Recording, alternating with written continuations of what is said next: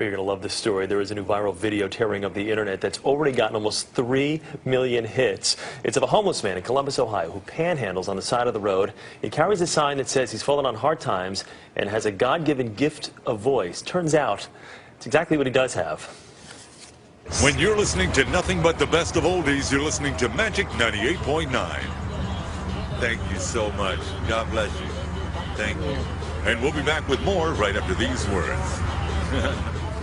And that man's name is Ted Williams, and he joins us exclusively here on the Early Show this morning. Ted, good morning. How are you? I'm fine, thank you, and good morning to you too, sir. I just want to hear you talk. Ted, just read something, would you?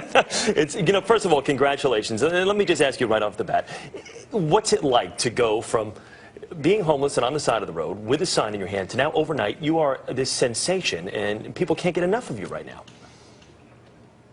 Oh my God, it's just sensational for one. It's numbing for another, overwhelming. I mean, there's so many words that I just, oh God, it's just amazing. I feel like, well, I've already been characterized as the Susan Boyle. You know, I'm just so happy. And watch the CBS Evening News with Katie Couric. No, I just teasing right now. Or Ted, nice. You could remind people to watch The Early Show with Erica Hill and Chris Raggi. And give it a shot. Go ahead. I would love to be able to watch the early morning show on CBS with Erica and Chris, or Chris and Erica. Weekday morning, we've got right both here options on CBS. Wonderful. Ted, have people started to, because I imagine you said it's sort of surreal, and I'm sure it's still sinking in, though. Have people started to come out of the woodwork? Anyone coming out and saying, oh, Ted, I remember you. I knew you had that voice way back when.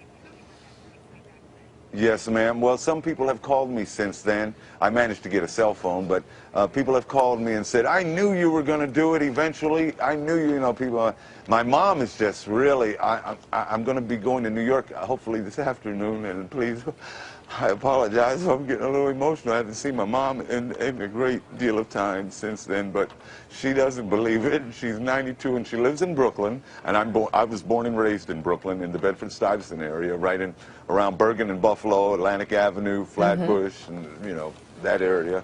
So, you know, God has been so good, and in the year 2010, on this date book that somebody gave me, I was going to write on there, well, another year wasted, but it was the year that I found God in my life. I mean, really a God of my understanding, and so it wasn't a wasted year, and I had no idea that something like this would have ever happened to me. It's like almost winning the Mega Ball lottery or something. This is just phenomenal. You're the third lottery winner today.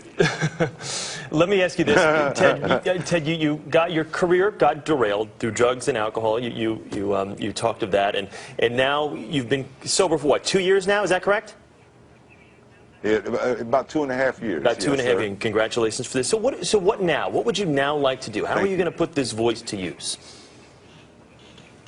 Well, I would like to just have a job and a home, an apartment or anything, you know, to be able to cook in.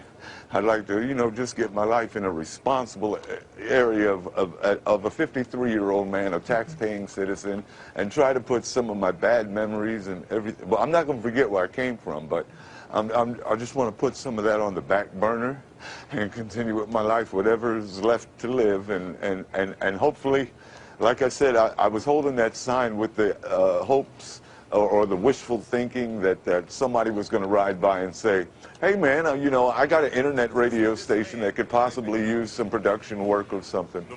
Well, clearly everything happens for a reason. There's a reason that you were there and that someone did drive by.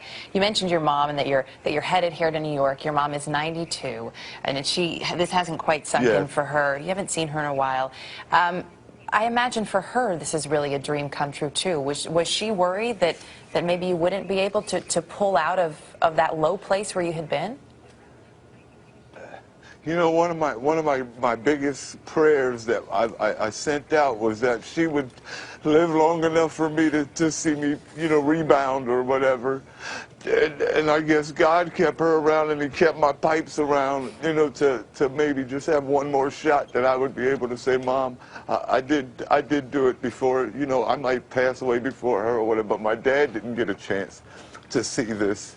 but God is good, and the only difference between now and the time that I did have some kind of a heyday or a successful life is that now I'm more appreciative of life. I'm not taking it for granted, and I am thanking the Lord every day. Even if this didn't happen, I was still on that road. I thanked Him and had a, my hour with God. I called it my hour with God. Sometimes I would make $25 in an hour. Sometimes I'd make 25 cents in an hour, but at least I would talk to God. I'd get mad at some motorists who would pass by and say, oh, look at that guy who's going to... Little did they know. I would have my little mumbles. Little did they know. Well, Yeah, Ted, you know yeah, what? You've put us in great spirits today. Before we let you go, real quickly, say now batting for the Boston Red Sox, number 9, Ted Williams. Now batting for the Boston Red Sox, number 9, Ted Williams. Ted, congratulations to you on your success. Good to talk with you, okay? Go get him, all right, buddy? Thank all right, that was you Ted so Williams. much. You Yes, got sir. it.